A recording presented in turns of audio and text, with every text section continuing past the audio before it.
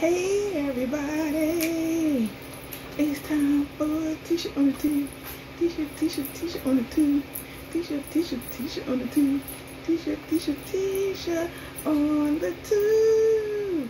How's everybody doing? Happy Friday, Junior. I am here to review Growing Up Hip Hop New York Season 1, Episode 5. Let's get into it.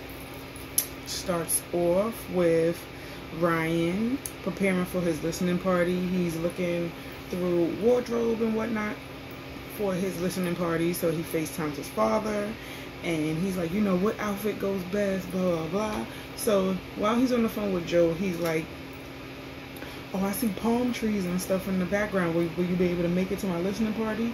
So Joe is like, nah, I'm out here doing this video shoot, I can't be at the party, but you know,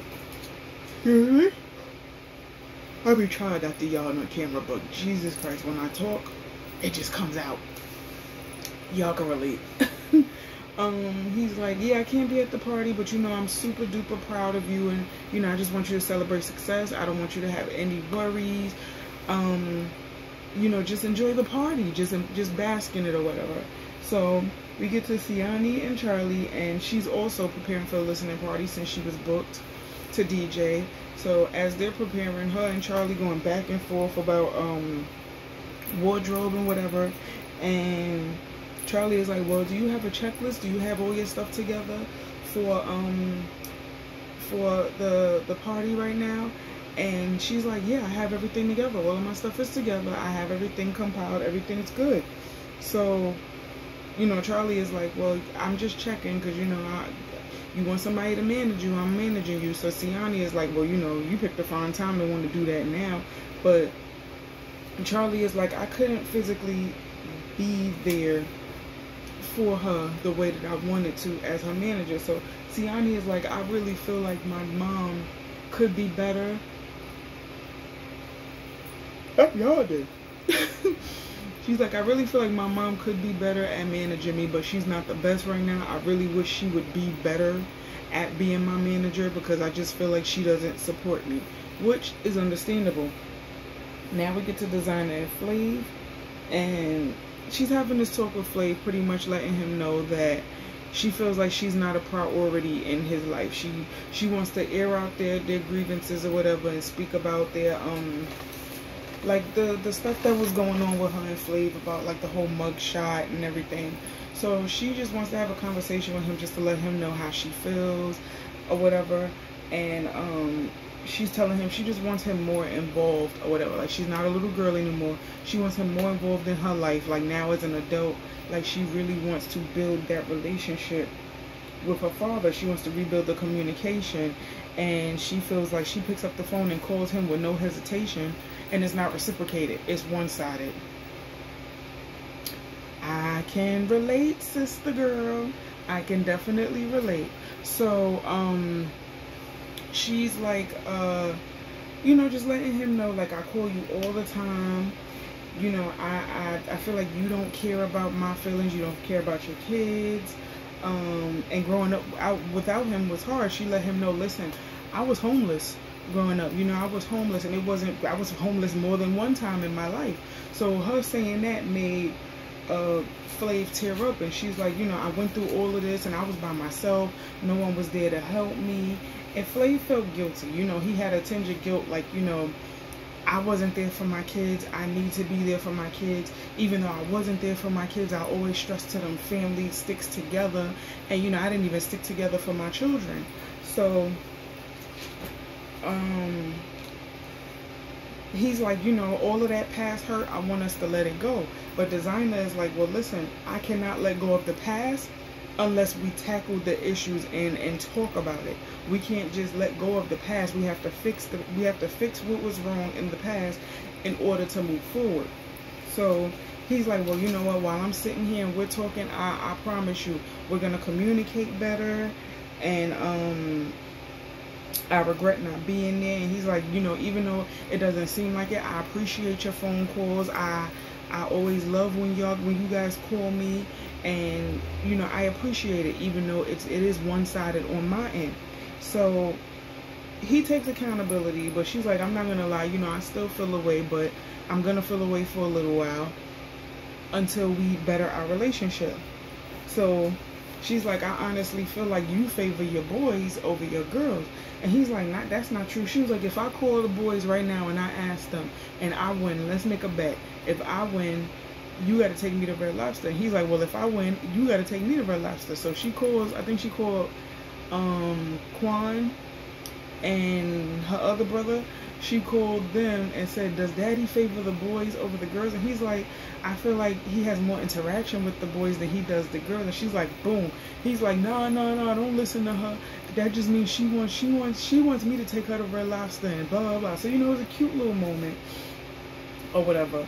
So now we get to Medina and she's at Up NYC for the listening party. She walks in and is instantly like upset because nothing is together. The only thing that was together at the at Up NYC for the listening party was, I think, the bartending table, but everything else, the DJ area wasn't set up. It was something else, but she calls Ryan. Ryan is like, listen, I'm coming off the I think he said he was coming off the highway or something like that, and he's 5 minutes away. And then she called Siani. Siani said she was 5 minutes away.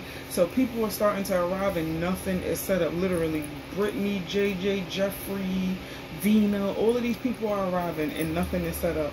So Siani said that she was stuck in traffic or whatever. So, you know, Ryan is there and he's, you know, walking around, mingling, whatever, seeing what needs to be done. And Vina walks in. So, you know, Ryan is like, yeah, you know, Vina, I think she beautiful. I'm attracted to her or whatever. You know, her body is sick and, you know, she's just beautiful or whatever. So he's like, even though her and OnStar got their own relationship, you know, I'm every woman's fantasy.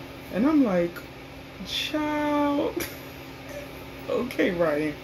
So, Vina, surprisingly, feels kind of sort of the same way about Ryan. She's like, I think he's cute, you know. I'm feeling her vibe. I'm feeling his energy. So they're just pretty much talking about each other's, like, pretty much what they got going on as far as their music and stuff goes.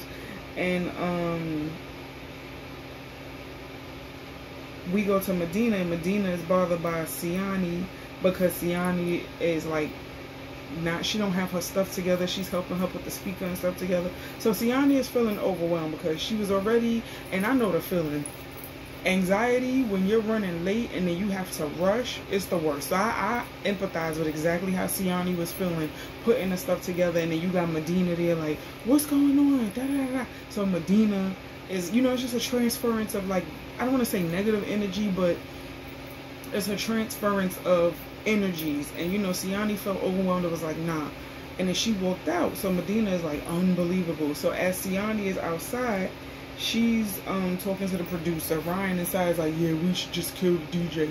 I'm like, don't be a jerk. The girl is, you know, she's beating herself up about it already. You know, she said she was stuck in traffic.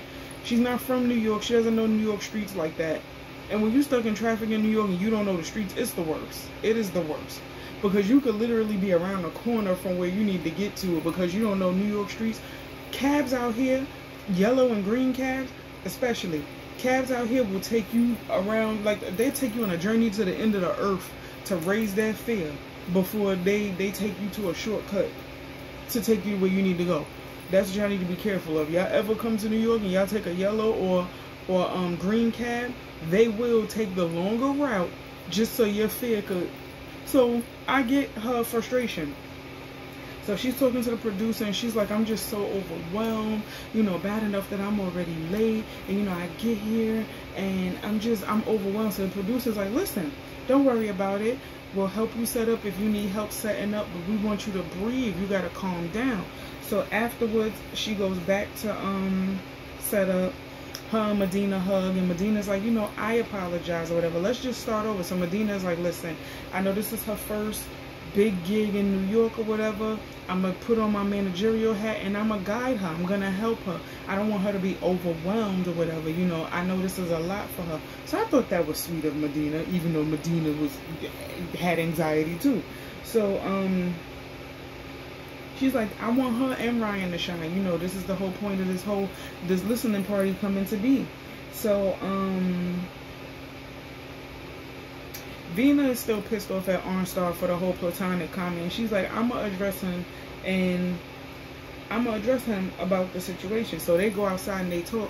And she's like, listen, Medina told me that she spoke to you about our relationship and you told her that it was platonic. Define platonic. He's like, yo, platonic pretty much means that it's a friendship. Nothing more, nothing less. We're friends. She's like, okay, because I don't want people getting the wrong impression. I'm like, everybody on this cast has a phone. Y'all can't y'all can't Google platonic real quick, what it means. And she's like, okay, I just want to make sure. I'm like, platonic means you're strictly friends. Nothing more, nothing less. So, Ryan, you know, he watching, creeping. And he like, yo, I'm just trying to see what's good between OnStar and Vina. Because, you know, I know they got their relationship or whatever. I just want to find out what's good. I'm like... I like Ryan. Him and YDB, I feel like I could watch them all day because both of them are like knuckleheads and it's hilarious to me. So, Brittany is speaking to Lil Mama and Lil Mama's like, you know, they're complimenting each other or whatever. I will say this.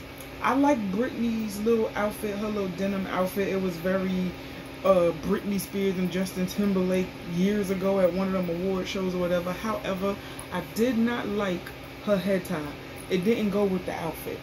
I feel like she could have coordinated a little bit, or even not even wear the head tie, and if she would have wore her hair out big, that would have looked better than the head tie. I felt like if you're gonna wear that kind of outfit, your hair should be, you know, it's just me.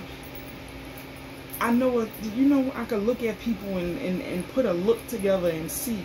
And I feel like Brittany should have had her hair out and kind of like wild.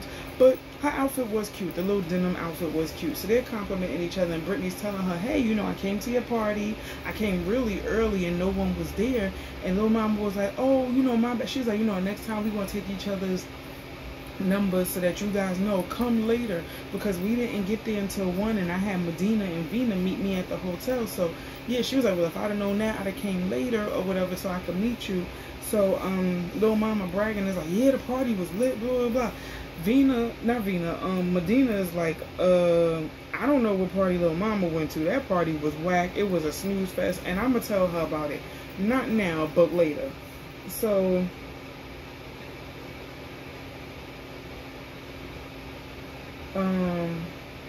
yeah, so she was like, Lil Mama was like, yeah, just all of y'all, because she was like, Angela said that she came earlier too, and she missed me. I'ma just tell y'all and text y'all, you know, come at 1, come at 12 or whatever, because we didn't get to the party until like 12, 1 o'clock. You know, Ryan was like, yeah, when I got to the party, you know, it was you rolling deep or whatever, and you know, it was cool. You know, it was cool. The party did start when you got there, whatever. He was like, I was waiting for you as well. She was like, yeah, I'm gonna just get all y'all information.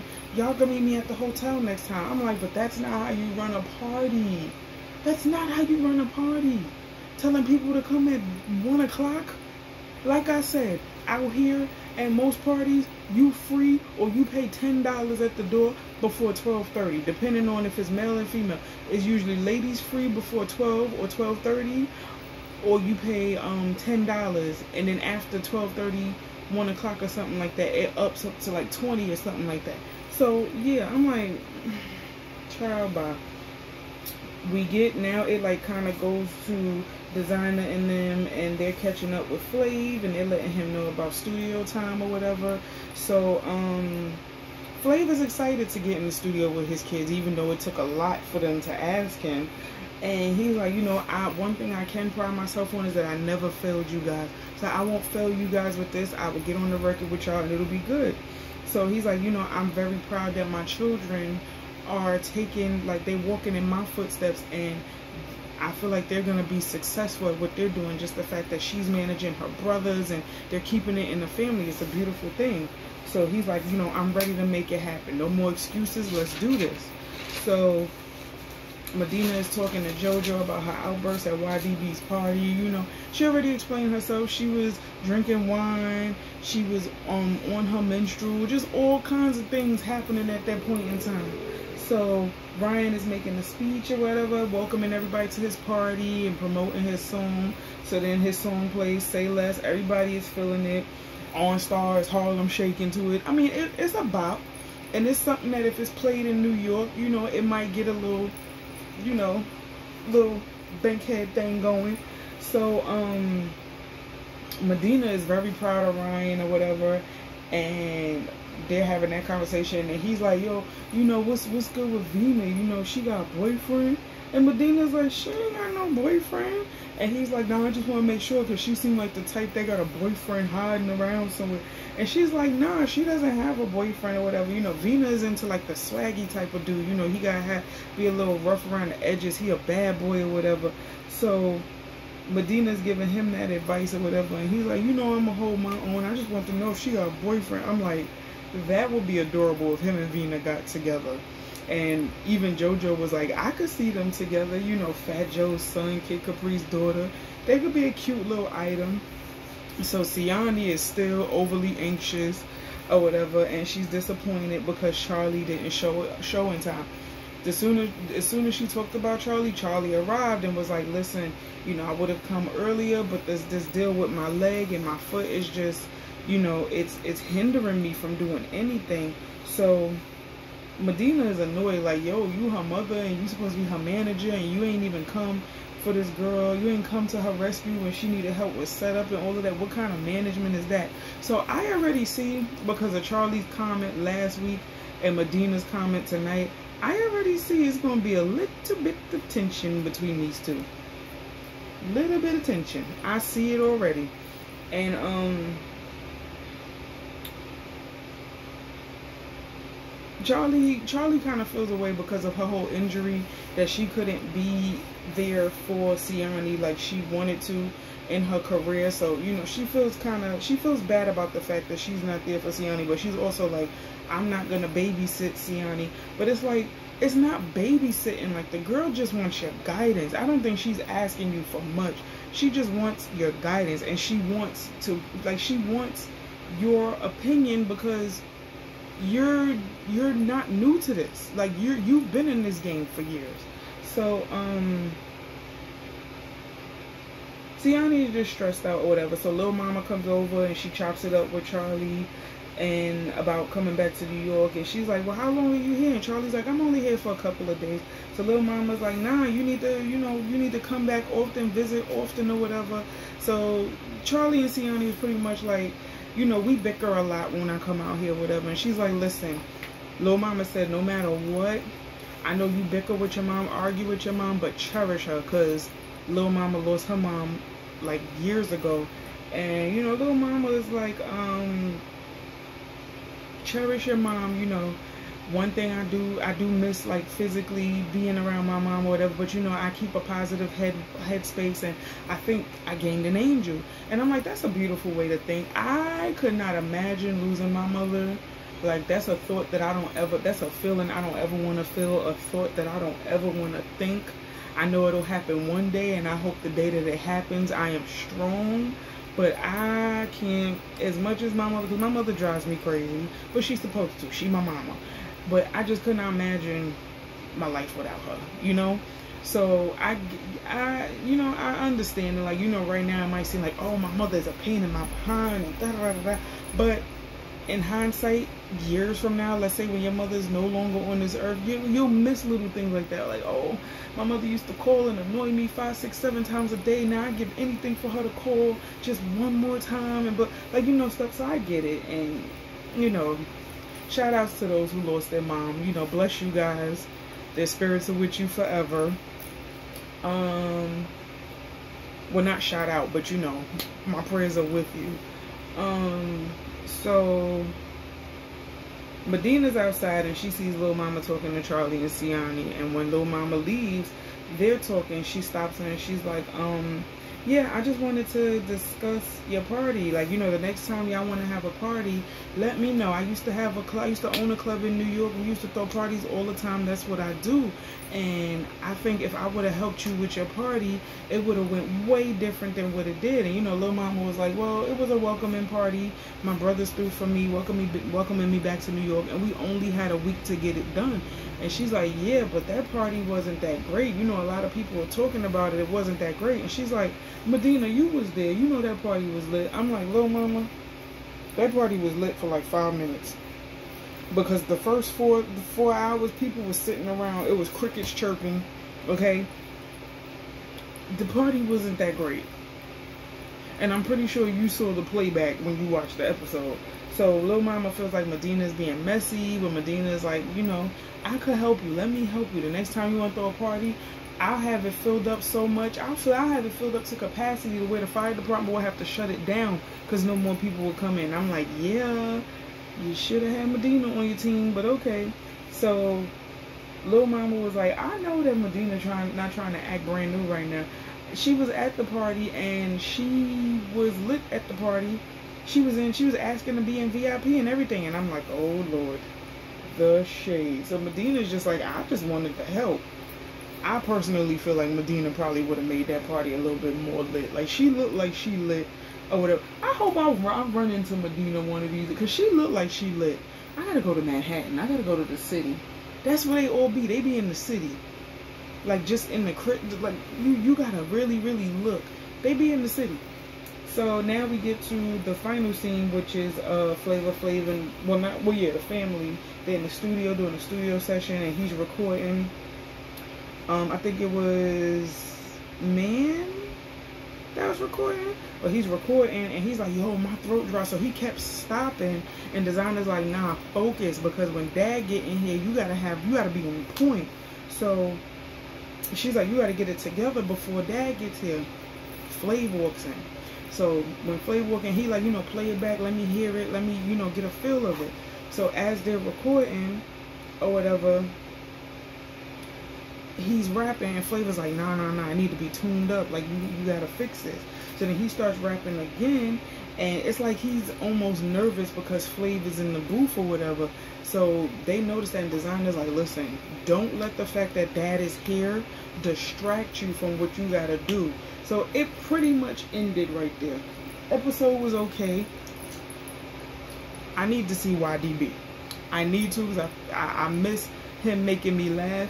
He gonna be on next week's episode. I can't wait to see it. Something Designer supposedly tells him something next week. I don't know. But this episode was okay for what it was. Shout out to Ryan for his little listening party, and Siani for debuting her DJing or whatever. Pretty cool episode. But y'all let me know how y'all feel about Growing Up Hip Hop New York so far. I think this is like the 5th episode. So far for me, I like the show. Because like I said, it's in my city of New York, but it's pretty cool. It's cool so far. I guess we'll see what happens next week. But let me know how you guys feel. Please like, comment, and subscribe. And tell a friend to tell a friend to tell a friend to tell a friend to tell a friend about T-shirt on the tube. T-shirt on the tube. T-shirt on the tube. T-shirt on the tube. Ooh. Thank you so much for watching. I will see you guys tomorrow for Fishbowl Fridays. Have a wonderful rest of the night. Later.